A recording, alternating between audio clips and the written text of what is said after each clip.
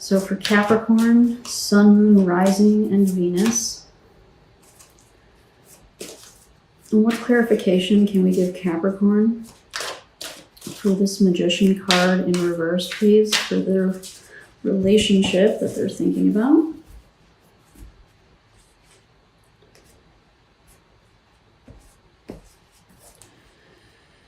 All right, the Eight of Swords. The Four of Pentacles. And the Knight of Swords.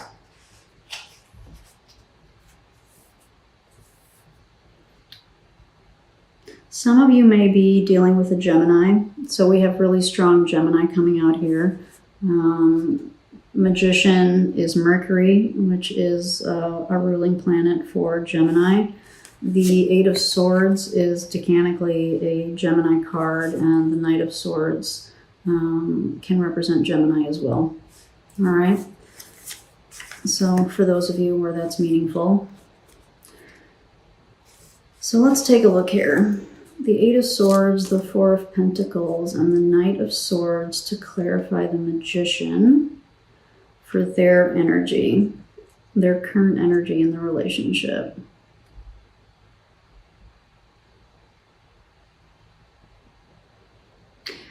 What I'm getting here, Capricorn, is that I don't know that they are very easily able to focus.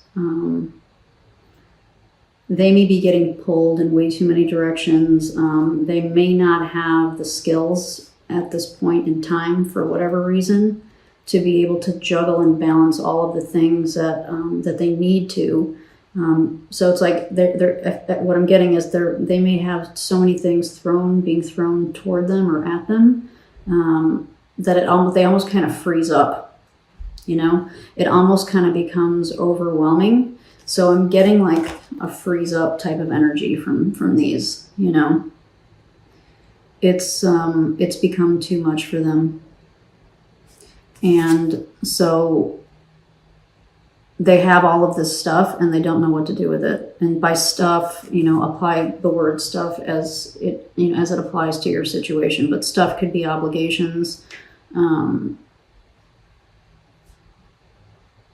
It could be stuff that they've I use this word stuff to clarify stuff. It could be things that they carried into the relationship, like baggage that they've carried into the relationship, past things that they need to kind of work through. But they're feeling stuck. They're feeling stuck, and I'm getting overwhelmed, and so they're kind of locking up and freezing up, and they're probably not doing much, right? And I kind of got that earlier when we talked about this. This is like stagnant type of energy.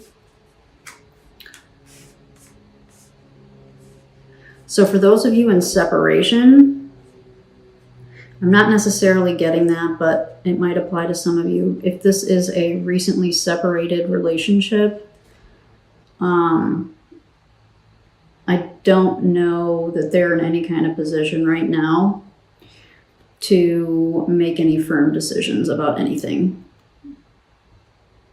They're like trying to keep their head above water is what I'm getting with this. And with this Knight of Swords energy that came out, so the cards kind of came out like this. Woohoo! And with this Knight of Swords, I'm getting that they're just like, they wake up in the morning and it's like mad dash for them. You know, it's like, I'm getting fire drill mode. There isn't necessarily a plan. Like, usually for me, I'm a bit of a planner, so I wake up in the morning, and before I wake up in the morning, before I go to bed that night, I usually have a plan of the things that I want or need to accomplish the next day.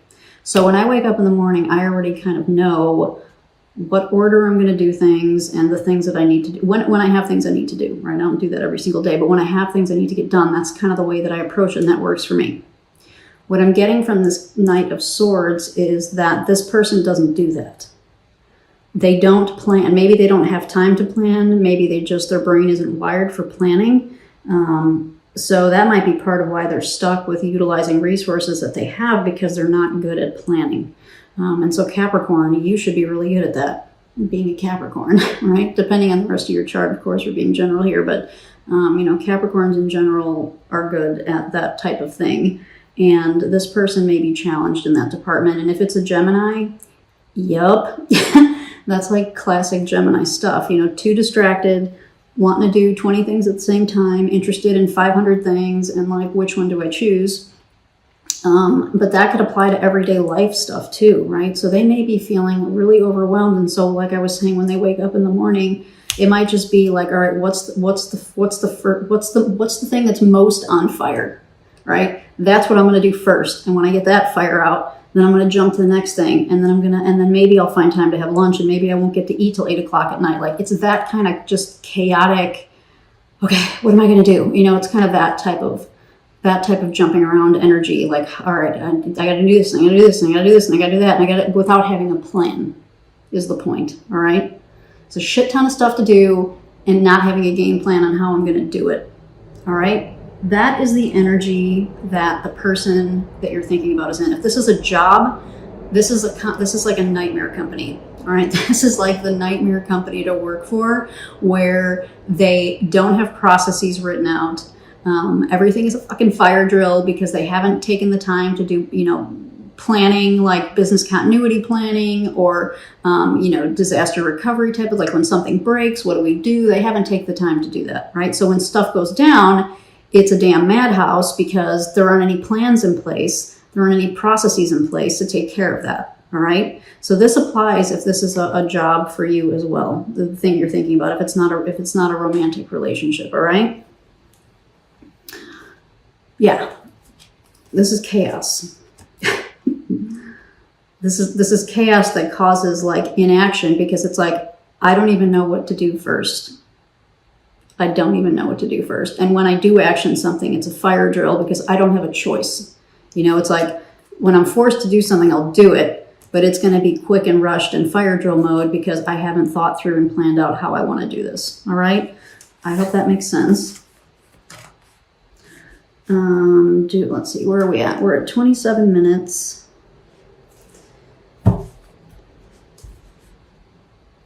All right, I think we have a feel for kind of where they're at. I'm not going to get any more clarification there because this desire in reverse falls into exactly what we just talked about. So I don't think we need to get more on that. I do want to look at one more thing, Capricorn. And I was really interested when I pulled these initial base cards for your reading, because remember, the relationship came up as love. And I thought, oh, yay, finally, like a super happy reading. I haven't had one yet. And I'm like, oh, that would be so cool. And then I got the Ace of Cups for the obstacle, and I was like, huh? What is that about? All right, well, we got clarification on this Ace of Cups. So we spent a good, probably a good 7 minutes talking about that. So now I really want to look at this. The overall energy of this relationship, which came out as love, or the Lover's card, which, dang it, that's Gemini too. Holy crap, Capricorn. Maybe you are dealing with a Gemini. I missed that when we were talking about the Gemini stuff. The Lover's card is Gemini. It's the major arcana version of Gemini. All right. So for Capricorn, Sun, Moon, Rising, and Venus. And please get clarification on this love card for the general energy of the relationship.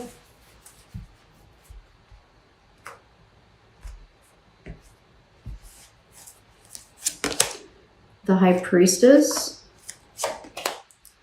the Five of Swords, interesting, ooh, and the Six of Pentacles.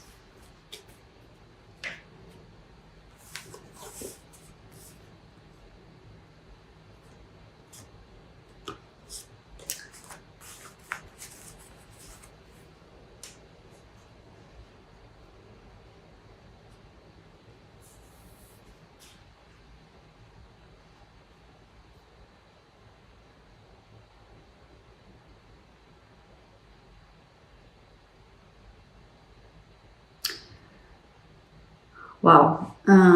Capricorn, I really think that one of you is battling some inner demons. Sorry that took a second. I think one of you is battling some inner demons. And I don't know how aware you are, Capricorn. I don't know how much, I'll show you the cards in a second, but I don't know how much they've told you or talked to you about this. I think they're doing the best that they can to kind of keep things as balanced as possible. But I'm really kind of getting right now from this, there might be a little bit of like bipolar. You know, it's kind of that kind of thing where somebody might be struggling with that. It may be something that they're a little bit, you know, maybe ashamed of, and so maybe they don't really talk about it much. Maybe Capricorn, you might get some indications of that, but they maybe don't necessarily talk to you about it. If you do know about it, right? If you do know they're struggling, maybe they're on antidepressants, like that. It's something like that. They're trying to find a way to balance, and so this came out for the relationship to clarify the love card. If this is the underlying energy of the relationship, then there are definitely some things to get worked out and worked through to make this relationship a success long term, which now it makes sense, right? So we talked quite a bit about going from the 1 to the 10 and all the different steps that we need to do over the years to kind of get to this place. Now I'm kind of understanding what this is about. And this is, the Lover's card is very much about finding integration, bringing two people or two pieces together and integrating them. It's another variation of a balance card, right? The Lover's card is a variation of that, you know, but more from an integration standpoint. And so this may be why this came up the way that it did to represent the relationship, because if you guys are trying to figure out how to integrate all of the responsibilities that we've talked about that are coming out here, plus one of you is dealing with depression or bipolar or something like that, sometimes love isn't enough, right? And I hate to say that because we're love, like the love, when we say love, when I say love, I'm not talking about universal love, the stuff that I believe that kind of connects all of us. That's not the kind of love that I'm talking about here. I'm talking about the way that most of us define like relationship love. When we really, really care deeply about somebody, so love that way, sometimes that's not enough to help us to figure out how to get from the 1 to the 10. Especially if somebody is struggling, right? Especially if one of them, and bipolar could be very serious, depression can be very serious. So while there's clearly, you clearly care about each other, and I am getting that this is really more a current relationship, right? You guys are really doing the best that you can to keep this thing afloat, this thing being the relationship. And again, apply this if it's a work relationship, because we talked about how that could apply a little bit ago. But there's some stuff going on here in the background that is causing a challenge to your love, right? To the integration.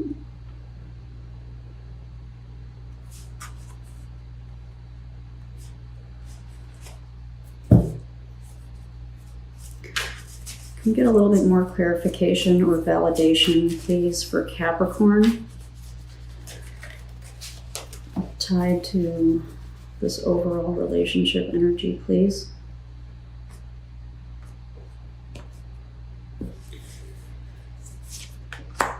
The Page of Swords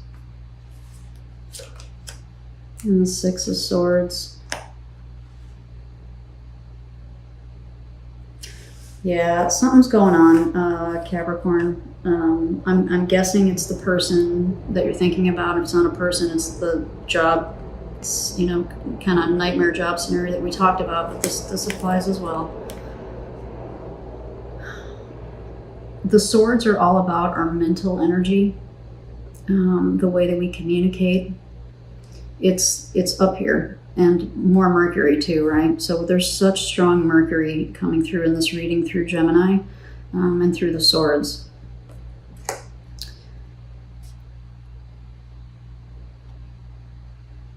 I think the person, whichever one of you it is, I'm assuming it's the person you're thinking about, Capricorn, that's kind of struggling in this mental space.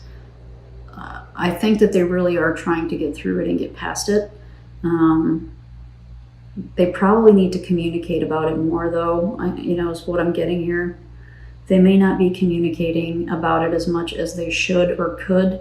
I would encourage, if they're not in therapy, I would encourage that to help them, to help them kind of get past this a little bit more with the Six of Swords, to kind of help them push through and push past.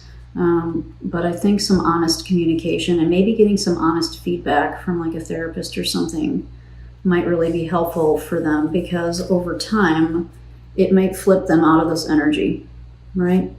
So this would be beautiful. This would be awesome if they could get here, right? Because then there's hope, and there's, I can think straight, which means I can prioritize, which means I can get shit done in a methodical way that makes sense, and I'm not just running around like a chicken with its head cut off all day type of deal, So, for those of you where that makes sense, take that and apply it or think about it if you like. This is a really interesting reading, Capricorn.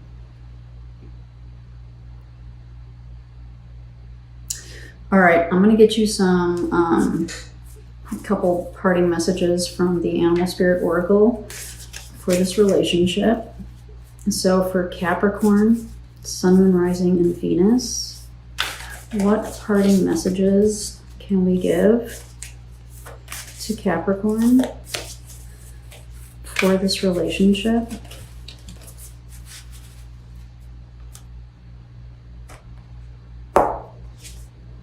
Canary Spirit, sing your own song. So Capricorn, that ties back to what we talked about here with this Nine of Wands and this Queen of Pentacles energy, all right? So while I think this is largely going to be for people like in a relationship or in having some kind of job that they're involved with, self-expression is really, I think, going to become one of the keys to making this successful and achieving this love that is apparently there. But you guys may be having a hard time accessing it because one of you seems to be struggling, and that may need to get taken care of. And one of the ways, I think that the suggestion here is one of the ways that to help that person, and to help you too, Capricorn, this applies to you too, to help them kind of turn these cards upright is, to do some self-expression, do some artwork, go spend a half a day at the spa, go for a walk, things, whatever it is that makes you feel better. If you haven't had time to read in a while, take a weekend day and make a cup of tea and drink the tea and read a book, do that. Don't clean the house. Don't do whatever. Just say, I need this time for myself. Okay. And again, communication, right? So there's definitely a communication thing here. Some better communicating possibly needs to happen here too. Okay, we'll get you one more, which is Koi Fish Spirit. There is always enough. Yeah. I think that, I don't know if this applies to you too, Capricorn, but at least one of you is, I think, living in a state of lack, right? So mentally living in a place of, I don't have enough. We talked about that with these cards. I don't have enough. I don't know what to do with what I have. And so for me, it's just like a bust, right?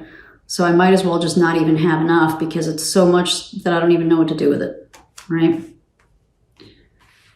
And so things just sit. and they don't get utilized, and things don't get done properly. If they get done, they probably don't get done very well. There's always enough. This may be referring to the resources at your disposal, Capricorn, and the person that you're thinking about. You know, if therapy would be good, there are resources available to you. If you guys really want to go on a vacation but you can't afford it, you can find a way. You can find a way. It doesn't have to be an expensive hotel. It doesn't have to be Hawaii. It could be driving 2 hours and spending the day at a lake, right? There's always a way. There's always enough. So you can find a way. A picnic, a day at the botanical gardens with your family, a picnic blanket and some sandwiches, right? Like that kind of thing. There's always a way. So this says it's always enough, but I keep getting like there's always a way, right? Clearly, you guys care about each other. Clearly, you know, there's a level of commitment here. So now it's, how do we fix the things that aren't working well? And I think that's where the communication ties in. And, you know, and possibly for those of you where it applies, maybe some therapy if somebody's not, could, you know, potentially benefit. So maybe talking about that, there might be some benefit to therapy for some of you here, okay?